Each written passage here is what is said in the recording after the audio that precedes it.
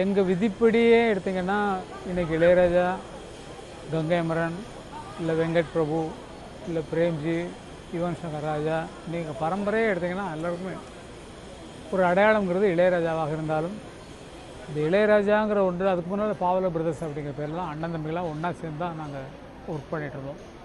இளையராஜா என்ற தனிப்பட்ட அடையாளத்தை வச்சு அவர் மியூசிக் டைரக்டர் ஆகணுங்கிறதுக்காக அவர் பட்ட பாடுகள் நிறைய. ஏன்னா அது ஒரு புதிய அறிமுகம் என்பது இவ்வளவு பெரிய வளர்ச்சியான ஆட்களை அறிமுகப்படுத்துறதுங்கிறது ஒரு தெய்வ செயல் தான்.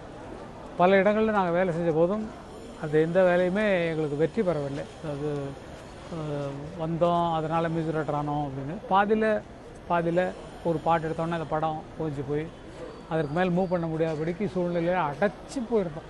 நாங்கள் வந்து ஒரு சாதாரண மியூசிஷியன்ஸாக தான் வாழ்க்கை தொடர்ந்துட்டு இருந்தோம். நான்லாம் ஒரு கிட்டாரிஸ்ட்டாக போயிட்டு ஒரு 70 ரூபாய்க்கும் 80 ரூபாய்க்கும் இல்லை 100 ரூபாய்க்கு வாசிக்க, இளையராஜா அவங்கள ஒரு 100 ரூபாய்க்கு அவர் போய் ஒரு இடத்துல வாசிக்க, இப்படி இசைக்கலைஞர்களாக தான் இருந்தோம். நாங்களாக ஓனாக கம்போஸ் பண்ண இந்த திறமைகள் எல்லாத்தையுமே கண்டுபிடிச்ச அவர் ஆர் செல்வராஜ் அவங்க மூலமாக தான். ஆர் செல்வராஜ் அவங்க நாங்கள்லாம் சின்ன வயசில் ஒன்றா சேர்ந்து வாழ்ந்தவங்க. ஆர் செல்வராஜ் அவங்களும் இளையராஜா அவங்களும் ரொம்ப நெருக்கமான ஒரு நட்பில் இருந்தவங்க. ஆர் செல்வராஜ் பஞ்சவர்ணாசலம் அவர்கள்ட்ட உதவியாளராக சேர்ந்ததன் பின்னால் அவர்கிட்ட இவர் சிபாரிசு பண்ணார். பஞ்சவர்ணாசலத்திட்ட இந்த மாதிரி ஒரு எங்கள் ஊர்லேருந்து வந்திருக்கிறாங்க, அவங்க இந்த மாதிரி நல்ல மியூசிக்கெல்லாம் பண்ணுறாங்க, அவங்கள நீங்கள் உபயோகப்படுத்தணும்னா அண்ணனை கூப்பிட்டு அவர் நாங்கள் ஏற்கனவே தயார் செய்து வைத்திருந்த பாட்டெல்லாம் அவருக்கு பாடி காட்டினார் இளையராஜாண்ணா. அதுக்கப்புறம் நல்லா இருக்குப்பா பண்ணலாம் அப்படிங்கிற மாதிரி சொல்லி அதுக்கப்புறம் இந்த கேட்ட பாடல்களுக்காகவே ஒரு கதையை ரெடி பண்ணாங்க. அதான் அன்னக்கிளி அப்படிங்கிற படம். மருத்துவச்சின்னு சொல்லும் போதில் செல்வராஜண்ணா எழுதி வச்சிருந்த கதை அது வந்து அன்னக்கிளி அப்படிங்கிற படத்தில் பேரில் மாற்றி அது வந்தது. கம்போஸ் பண்ணி கொடுத்த பாடல்கள் எல்லாத்தையுமே நாங்கள் ஏற்கனவே தயார் பண்ணி வச்சுருந்த பாட்டுகள். அந்த பாட்டுக்கெல்லாம் முதல்ல நாங்கள் சினிமாவுக்கு வர்றது வந்து இந்த மாதிரி பாடல்கள்லாம் போடணும்னு நினச்சனால அந்த பாடல்களை வாட்சி காட்டினதால் அந்த பாடல்களை புகுத்தக்கூடிய அளவிற்கு ஒரு கதையை ரெடி பண்ணி 75ஆம் வருஷம் அவங்க சொல்கிறாங்க கன்ஃபர்மேஷனாக நீங்கள் தான் மியூசிக் பண்ணுறீங்கன்னு. ஆனால் அவங்க அண்ணன் தம்பிகள்லாம் வந்து அவர் தான் ப்ரொடியூசர் சிம்பு அவங்களாம் சிம்பு லட்சுமணன் அவங்களாம் ஒத்துக்கலை. யாரோ தெரியாத பசங்களை வந்து நீங்கள் விடுறீங்க, அவங்க ஜிகே வெங்கடேஷ் வாத்தியக்காரங்களாக இருக்காங்க அப்படின்லாம் சொன்னாங்க. அதேமாரி எனக்கு தெரியும் நீங்கள் பேசாமல் இருக்கேன்னு சொல்லிட்டு இளையராஜாவை அந்த இசையமைப்பாளருங்கிற சேரில் உட்கார வைக்கிறதுக்கு ரொம்ப ஸ்டெபனாக நின்று பாடுபட்டவர் அண்ணா பஞ்சடன் தான். பஞ்சடன் அவர்கள் மட்டும் அவ்வளோ உறுதியாக சொல்லலைன்னா இந்த சந்தர்ப்பம் எங்களுக்கு கிடச்சிருக்காது. படங்கள் முடிஞ்சதன் பின்னால் ரீரெக்கார்டிங்கில் கூட அதே ப்ராப்ளம் தான் வந்துச்சு. ரீரெக்கார்டிங்கில் என்ன ப்ராப்ளம் வந்துச்சுன்னா இவங்களுக்கு ரீரெக்கார்டிங் பண்ண தெரியாது, வேறு ஜிகே வெங்கடேஷ் வேறு யாராவது வச்சு பண்ணிக்கலாம் அப்படிங்கிற மாதிரி சொன்னாங்க. அதுவும் இல்லாமல் தனியாகவே நாங்கள் மியூசிக் பண்ணி காட்டி எங்களை அதோட மட்டும் இல்லை, ஃபஸ்ட்டு அன்னக்கிளியில் கைப்பிடிச்சிருந்தாங்கன்னா அதை தொடர்ந்து வந்து எல்லா படங்களிலும் எங்களுக்கு சந்தர்ப்பம் கொடுத்தனால தான் பஞ்சவர்ணாசலம் அவர்கள் அன்றிலிருந்து இன்று வரை எங்கள் வாழ்க்கைக்கு பெரிய உறுதுணையாக இருக்கக்கூடிய ஒரு பெரிய ஒரு வரப்பிரசாதமாக எங்களுக்கு கிடைச்சார். அவர் இன்றைக்கி இழந்து தவிக்கிறோம். நாங்கள் மட்டும் இல்லை, திரைப்பட உலகத்துக்கே பெரிய இழப்பு. இந்த இழப்பை எப்படி தாங்கிக்கிறோன்னு தெரியல. பஞ்சவர்ணன் அவர்கள் அவரே கதை எழுதக்கூடியவர், வசனம் எழுதக்கூடியவர், ப்ரொடியூசருக்கு பல ப்ரொடியூசருக்கு இது பண்ணுறது. இவர் வந்ததுக்கு அப்புறம் தான் நிறைய பாடல்கள் உருவாக்கணுங்கிற ஆசை எங்களுக்கு வந்தது. காரணம் என்னென்னா எல்லா படங்கள்லையும் போட்டுருவார் அவர். வேறு எல்லா படங்களும் அவர் எந்தெந்த படங்கள் வேறு கம்பெனிக்கு எழுதுகிறாரோ அதில் மியூசிக் இவங்களை போடலாம் அப்படின்னு சொல்லிட்டு அவருடைய எதிர்பார்ப்புள்ள முன்னாலே சொல்லிவிட்டு நாங்கள் அதுக்கப்புறம் வேறு கம்பெனிலாம் நிறைய வரும். வேறு கம்பெனிஸ்லேருந்து நிறைய கொஞ்சம் பாப்புலராக இருந்தாலும் மாதவன் படம் வரும், இல்லை வேறு பத்திரகாளி படம் வரும், வேறு டேரக்டர் போனாலும் இவருங்கிறது தனியாக அக்கறை எங்களுக்கு எப்போதுமே உண்டு. ஏன்னா எங்களை அறிமுகப்படுத்திய குரு இல்லையா, அதனால் அவர் வந்து எவ்வளவோ இடங்களில் வந்து நாங்கள் இவ்வளோ வித்தியாசமான சந்தர்ப்பங்களில் யோசிப்பதற்கு ஏன் இப்படி ஒன்று ட்ரை பண்ணல. குறிப்பாக சொல்லணும்னா சிட்டுக்குருவி, என் கண்மணி உன் காதலாம் இவர் அந்த உள்ளேருந்து வந்தவங்க பேசுகிறாங்கன்ற மாதிரி நியூ ஐடியாஸை கொடுத்து எங்களுக்கு திங்க் பண்ண அந்த மாதிரி வேலை கொடுத்தா தானே அந்த திங்கிங் வரும். அந்த மாதிரி புதிய யோசனைகளை சொல்லி அது மாதிரிலாம் கம்போஸ் பண்ணி வைக்க சொல்லுவார்.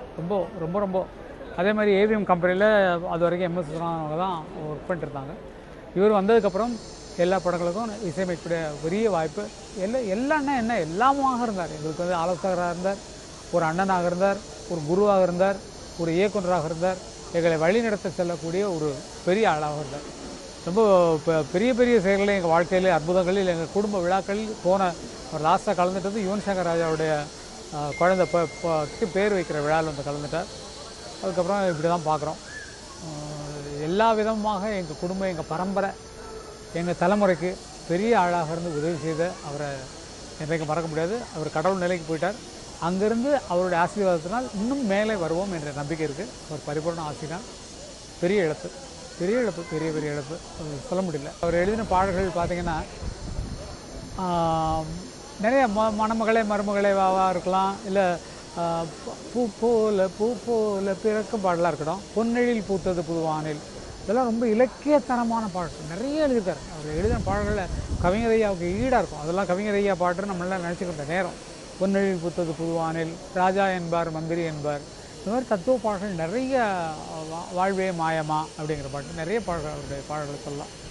ரொம்ப எளிமையாகவும் இருக்கும். மச்சானை பார்த்துக்கலான்னு எளிமையாகவும் இருக்கும். அதே நேரத்தில் உயர்ந்த எண்ணங்களை சொல்லக்கூடிய பல பாடல்களாக இருக்கும். கண்மணியே காதல் என்பது கற்பனை, இந்த மாதிரி நிறைய பாடல்கள் அவர் சொன்னால் அவ்வளவு அற்புதமான கவித்துவம் மிகுந்தவர். அதுவும் ரொம்ப கவிஞர் ஐயா கூட இருந்ததுனால எவ்வளவு சீக்கிரம் பாடலை எழுதி முடிக்க வேண்டுமோ அந்த அளவுக்கு ஃபாஸ்ட்டாக எழுதக்கூடிய திங்கிங் படைத்தவர்.